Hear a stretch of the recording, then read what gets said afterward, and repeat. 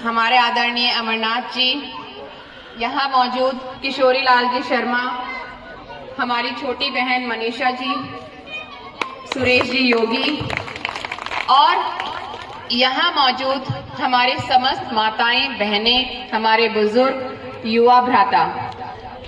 सबसे पहले तो यहाँ प्रशासन, आदर्श विद्या मंदिर के प्रशासन को बहुत बहुत धन्यवाद कि आपने हमें ये सौभाग्य दिया कि हम इस मंच से आपसे रूबरू हो सकें। क्योंकि ये कार्यक्रम है महिला सशक्तिकरण पर, मातृशक्ति पर, तो मुझे ज्यादा कुछ सोचने की जरूरत नहीं है। सामने बहुत कुछ चीजें लिखी हुई हैं मेरे स्कूल में। 3 लक्ष्य: स्वस्थ शरीर, स्वस्थ मन, सभ्य समाज। ये बहुत कुछ कहता है। और हमारे संस्कृत में एक श्लोक भी है, यत्र नारस्तु पूजन्ते रमन्ते तत्र देवता। जहां नारी की पूजा होगी, जहां नारी को सम्मान दिया जाएगा, देवों का वास वहीं होगा। तो हम जितनी पूजा पाठ करते हैं, हमारे मन में भी वही आदर हमारी देवी के लिए होना चाहिए। नारी को अपने अंदर की शक्ति को जागृत करना है और बाकी सभी नारियों में भी उसी को जगाने की कोशिश पूरी करनी है। और हमारा भी यही एक अभियान है कि हम नारी को उसके स्वस्थ जीवन के लिए, उसके शारीरिक मानसिक स्वास्थ्य के लिए जागरूक कर सकें। क्योंकि नारी के पीछे ही घर चलता है, नारी के पीछे ही समाज चलता है और समाज से ही देश बनता है। नारी स्वस्थ है तो पूरा देश स्वस्थ हो सकता है। जिस परिवार में महिला नहीं होती, सभी को अच्छे से पता है, जहां बेटी नहीं होती, महिला नहीं होती, वो परिवार कहीं ना कहीं बहुत संस्कारों के रूप में भी बहुत पिछड़ा रह जाता है। माँ ही, अभी गुरुजी ने बताया था, माँ ही पहली गुरु है संसार में। वही हमें चलना सिखाती है, वही हमें सभी संस्कार देती है। हमारे पुराणों में भी कहा गया है कि देवता कौन है? देवता का मतलब जो पूर्ण है, और उस पूर्ण में से अगर पूर्ण को निकाल दें तो भी वो पूर्ण रहे। इसका जवाब कौन दे सकता है? बताइए बेटा। हाँ जी, माता। एक नारी अपने आप में पूर्ण होती है और वो एक पूर्ण बच्चे को जन्म देने के बाद भी पूर्ण रहती है। तो इसका मतलब नारी ही देवी है। आजकल नारियां बहुत आगे आ रही हैं अपने घर को संभालने के अलावा।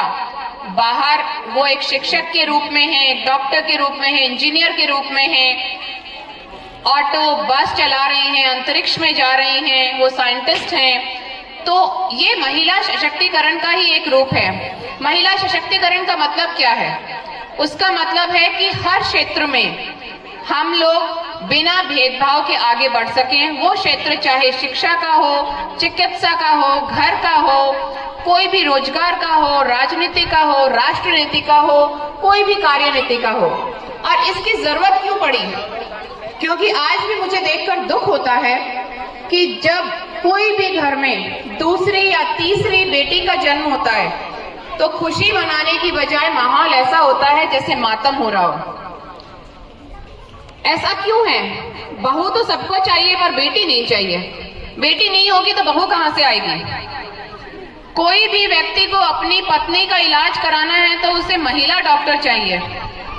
बेटी नहीं होगी तो महिला डॉक्टर कहां से आएगी? तो हमें इस सोच पर विचार करना चाहिए।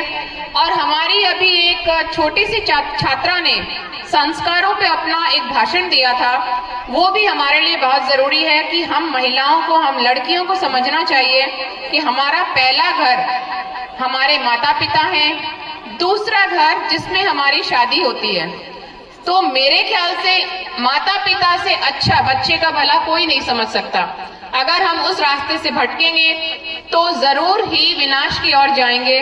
तो ये संस्कार हमें हमारे बच्चों में डालने हैं। संवैधानिक और सांस्कारिक मर्यादाओं में रहते हुए हमें महिला सशक्तिकरण का बिगुल बजाना है। हमारे देश में कितनी ही नारियां, रानी लक्ष्मीबाई, मीरा देवी, खेलों में बहुत सारी नारियां हैं, पीटी उषा जी, साइना नेहवाल, हमारी कृष्णा पूनिया जी, सुषमा स्वराज जी, इंदिरा गांधी, सरोजनी नायडू, ना जाने कितनी ही नारियां हैं जिन्होंने पूरी दुनिया के सामने अपना परचम लहराया है। तो हमें अपनी शक्ति को पहचानना है और उसके साथ ही अपने स्वास्थ्य का जरूर ध्यान रखना है, क्योंकि एक स्वस्थ शरीर में ही एक स्वस्थ दिमाग का वास होता है। अपने बच्चों को शिक्षा की ओर अग्रसर करें। हो सकता है हमारी माताएं, हमारी दादी लोग, उनके समय में शिक्षा का अभाव था, पर हमें अपनी बेटियों में जरूर शिक्षा के लिए एक नई ऊर्जा भरनी है, क्योंकि शिक्षा ही हमें प्रगति के पथ पर ले जा सकती है। आप सभी लोगों का बहुत बहुत आभार कि यहाँ आमंत्रित किया, और सभी नारियों के, सभी लोगों के, बच्चियों के उज्जवल भविष्य की कामना करते हुए बहुत बहुत आभार, धन्यवाद, शुभकामनाएं। जय हिंद, जय भारत।